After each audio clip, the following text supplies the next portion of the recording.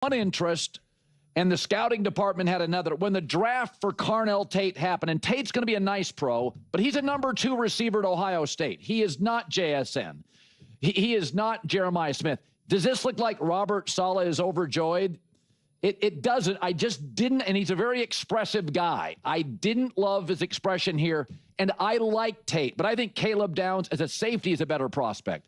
Delane, the corner from LSU, is a better prospect. Arvell Reese may be a better prospect. I like Tate. But JSN had 350 yards and 3 TDs in a bowl game against Utah. You know, Tate against Miami in a playoff game had 3 catches. So he is a lot of people think he's a 2. I think he's a 1. I think he's a really strong guy. He does not drop the ball. He'll be very good very quickly. He's still an ascending player, strong, great hands, great kid. But I thought in a wide receiver-rich draft, I feel like Tennessee was trying to trade down after Love was off the board, Arizona, and thought, oh, we can't, nobody's biting. I also didn't love, and I'm leaning on my people in the league. There's a little bit of a no-no in the draft. In the first round, moving up for a developmental player or a project. So Keldrick Falk of Auburn is not a finished product. Again, quality guy. Robert Saleh maybe pounds the table for him. I wouldn't move up for him. My people are very hit and miss. They see him more as a second-round guy. So, again, it's not that drafting him, it's the end of the world. These are not disaster picks, but when you're Tennessee, you've got to ace picks. You are fighting uphill. Half the league's at 3/4 of the league or more has a better roster. So it's not about a competent draft or a safe draft. You got to hit. All right. Let's dive into this. I genuinely love Carnell Tate. And my appreciation for him goes far beyond just what he produces on the field. Let's assume for a moment that he's a number 2 receiver. Or let's say he's a lower tier number 1. Fine. His personality, his work habits, his overall demeanor, his ability to fit seamlessly into a team's culture, because of who he is as a person, that makes him exactly what the Philadelphia Eagles got with Devonta Smith. And that is a home run. If Devonta is your number 2 or your low-end number 1, that's an absolute grand slam. Absolutely. Because then, when you bring in another wideout, or a big tight end, or a running back, whatever it might be, there are 0 chemistry issues. 0. Were there ever any problems with Devonta and AJ? Interesting, right? So even if that's true, even if that's Tate's ceiling, pretending otherwise misses the point. Now, if he had some larger-than-life personality. I mean, I just love Tate's maturity as well. I love his play. I have no complaints whatsoever. I'm looking at my notes right now, they got better on both sides of the ball. I know they obviously wanted Jeremiah Love. I don't think if Love had been available, they would have picked Tate. So you could certainly argue whether they should have tried to trade up with the Cardinals. Should they have made a bigger play for Jeremiah Love? But I actually thought it was a nice pivot on their part that they didn't automatically fall. Back to defense. It wasn't Jeremiah Love or bust. I appreciate that. And again, I just think Carnell Tate is such a high-character player. And when Colin talks about how you have to hit on your draft picks right now because your team isn't that good, you need high-character people in your locker room at this moment. You are rebuilding a franchise. You are rebuilding a culture. You don't even have a culture yet. It doesn't even exist. So you are building that from the ground up. Having players with high character, high-level skills, and high maturity, from my viewpoint, is worth its weight in gold. And let's be clear, yes, you can't have those types of players if they don't produce enough. But is Carnell Tate suddenly not a good receiver? I've been talking about this so much today because people get so high on certain players when they think those players are going to specific teams. But then, when those players go to a team that others aren't thrilled about, suddenly it's, I don't know. Is he really that good? I keep using Mekhi Lemon as my reference point because everybody was so excited for him to go to the Rams. Then he goes to the Eagles, and instantly it's, I don't know. Oh, really? Now you don't know? You were super high on him before. People question Jeremiah Love going to the Titans. I don't know. They need defense. They need an offensive line. They need this and that. Then he goes to the Cardinals, and for whatever reason, people say, oh, his is great. He brings energy into the locker room. They need a playmaker. They need something there. The franchise needs to feel good. And I'm just sitting here thinking, okay. So you can't pick and choose your opinion of a player based solely on which team drafts him. Now, to be clear, you can absolutely question whether it's the right fit. You can say, listen, I don't think they should have taken a wide receiver. I think they should have taken a tight end. I think they should have taken a defensive back. That's totally fair game. But regarding the individual player, if you believe that player is great or can succeed in the NFL, it shouldn't matter which team he goes to in that regard. You know? So that's where I push back a little bit. And as for Falk, this is where you have to trust Robert Saleh. This is where you acknowledge that he's a work in progress. That's why you brought in Robert Saleh. You have a defensive project to lean on your defensive head coach. And people talk about trading up, they always say don't trade up for someone you need to develop. And I say, first of all, those kinds of rules depend on how far you're trading up. Are you trading from the second round all the way up to the 5th overall pick? How much are we actually moving up? What are you really giving up? Did you have the 6th overall and the 15th overall, and you traded that to get to the 2nd overall? What are these rules? Because it's not that cut and dry. Obviously, there are so many different variations of trading up. So you just can't get too wrapped up in the rigid rules of the draft. I simply do not believe in that, and I've been saying that all throughout this draft season.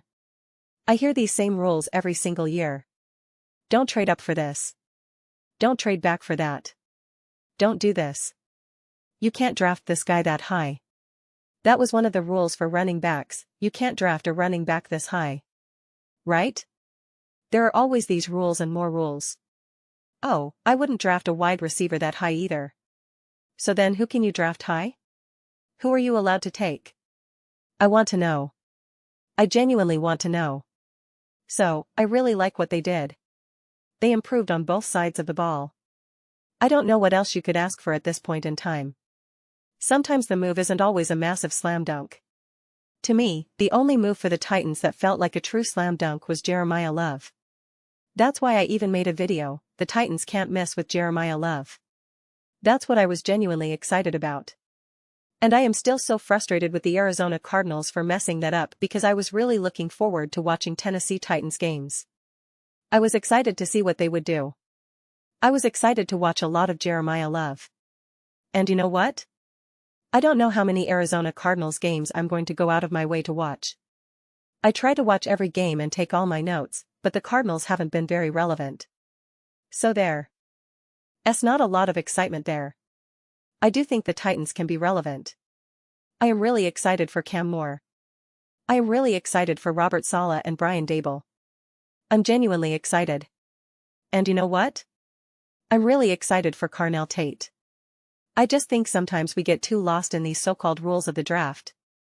And I know there were other players, other defensive players, that they could have taken, this, that, and the other. This is what I keep pushing.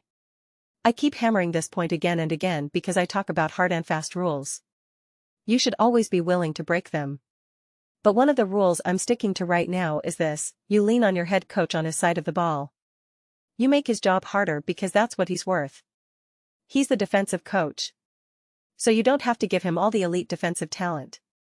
Instead, make things easier for your young, ascending quarterback and for your coordinator, Brian Daboll, who might not be there for a long time, because if everything works out well for him, he will get a head coaching job elsewhere.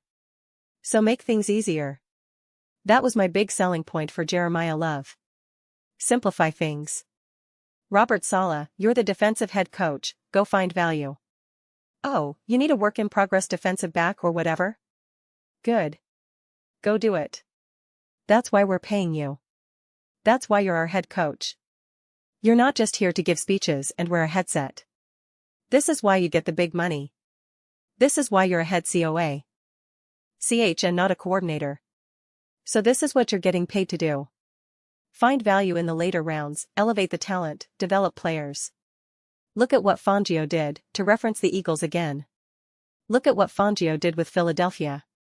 Developing players like Bond, maximizing C.J. Gardner-Johnson, all of that. helping develop and maximize Cooper DeJean, Mitchell. That's what you get paid for. That's why Fangio is considered one of the most respected defensive minds in the NFL. Same thing with Spags, and so on. Well, you just hired Robert Saleh.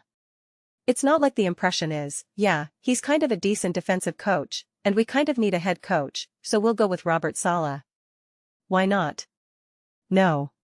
You're going in with the mentality that he's a great coach. He's a great defensive mind. Prove it. And he has proved it in the past, to be clear. So now prove it with Tennessee. So then, what other offensive piece could the Titans have gone after? Or there's the idea that they could have gotten a wide receiver like Cooper or someone later, roughly where they drafted Falk, and then taken a more high-end defensive player instead. Definitely possible. But here's the thing that I think we always lose sight of in these drafts.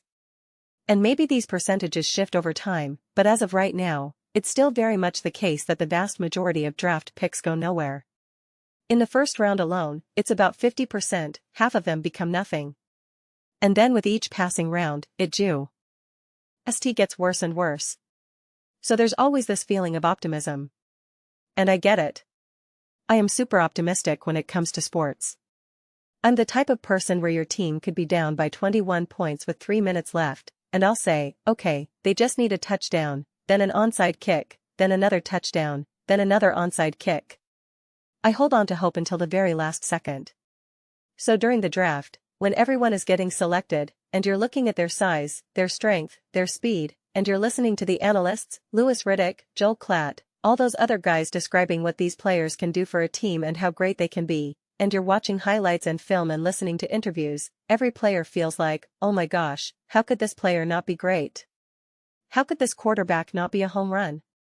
How could this wide receiver, this defensive back, this safety, how could they not be special? How could they not win? How could they not be awesome for this team?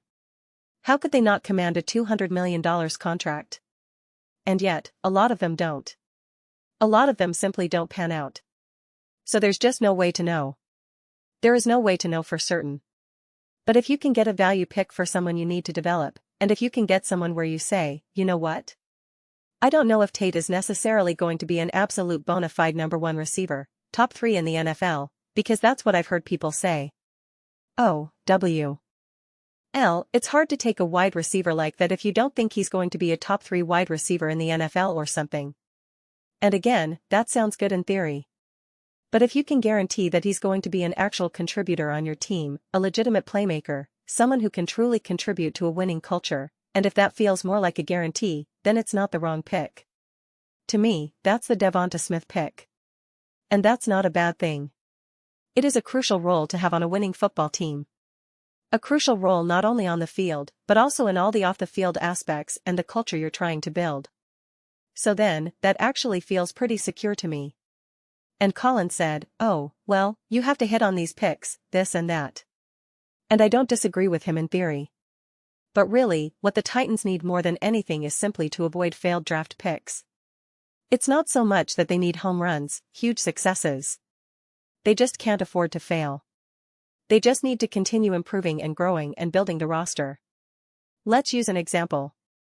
Again, the Eagles are kind of the gold standard for this because they made that trade even with the Tennessee Titans for A.J. Brown. And that ended up working out perfectly for them.